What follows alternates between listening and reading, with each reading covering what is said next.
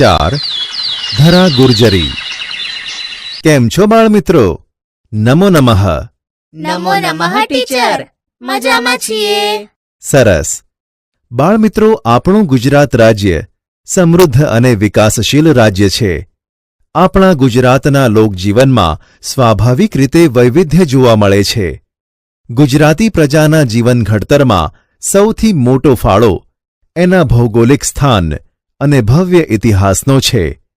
તેથી ઘણા કવિઓએ ગુજરાતના ગૌરવ ગીતો ગાયા છે, જે ગુજરાતની વિશેષતા અને વૈવિધ્યતા દર્શાવે છે। તો ચાલો આજે આપણે ગુજરાતનું ગૌરવ દર્શાવતું સંસ્કૃત ભાષામાં ધરા ગુર્જરી નામનું કાવ્ય સમજીએ। પંક્તિ 1। જય જય જય મેં ધરા ગુર્જરી, ગૌરવશાલિની ત્વમ માત ગુર્જરી।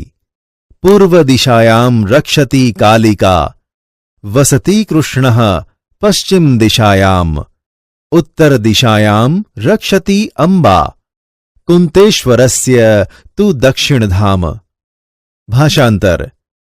હે ગુજરાતની ગૌરવશાળી ધરતી, તારી જય હો, જય હો, જય હો। પૂર્વ દિશામાં કાળી માતા રક્ષા કરે છે, પશ્ચિમ દિશામાં કૃષ્ણ એટલે કે દ્વારિકાધીશ નિવાસ કરે છે, ઉત્તર દિશામાં માતા અંબા રક્ષા કરે છે અને દક્ષિણમાં કુંતેશ્વરનું ધામ છે। પંક્તિ 2। ધન્યા દેવ રક્ષિતા ગુર્જરી, જય જય જય મેં ધરા ગુર્જરી। ભાષાંતર। હે દેવોની રક્ષાયેલી ગુજરાતની ધરતી, હે ગુજરાતની ધન્ય ધરતી, તારી જય હો, જય હો, જય હો। પંક્તિ 3। પુણ્ય સલીલા નર્મદા માતા, સૂર્યતનયા વહતી વિપુલા। સાભ્રમત્યાઃ ઇતિહાસો વિશાલઃ, ગુર્જર દેશસ્ય મહાપ્રભાવઃ। ભાષાંતર। નર્મદા માતા પવિત્ર જળવાળી છે। અહીં વિશાળ સૂર્યપુત્રી એટલે કે તાપી નદી વહે છે।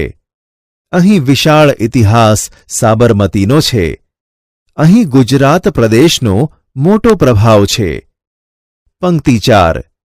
ધન્ય ધર્મદાયિની ગુર્જરી, જય જય જય મેં ધરા ગુર્જરી। ભાષાંતર। બાળમિત્રો, આ પંક્તિમાં કહ્યું છે કે હે ધર્મની ભાવના જગાડનારી ગુજરાતની ધરતી, તું ધન્ય છે। હે ગુજરાતની ધરતી, તારી જય હો, જય હો, જય હો। બાળમિત્રો, સમજ પડીને તમને આ કાવ્યની પંક્તિઓમાં? હા ટીચર। સરસ। બાળમિત્રો, આ કાવ્યમાં કવિએ આપણા ગુણવંતી ગુજરાતની ધરતી પ્રત્યે આદરભાવ વ્યક્ત કરાવ્યો છે। ગુજરાત સમૃદ્ધ અને વિકાસશીલ રાજ્ય છે। ગુજરાતની પ્રજામાં તેમના જીવન ઘડતરમાં સૌથી મોટો ફાળો એના ભૌગોલિક સ્થાન અને ભવ્ય ઇતિહાસનો છે। તેથી ભારત ભૂમિના તમામ રાજ્યોમાં ગુજરાત વિશેષ મહત્વનો ભાગ છે। તો બાળમિત્રો, તમે પણ ગુજરાતના અન્ય ગૌરવ ગીતો પુસ્તકાલયમાંથી શોધીને વાંચજો।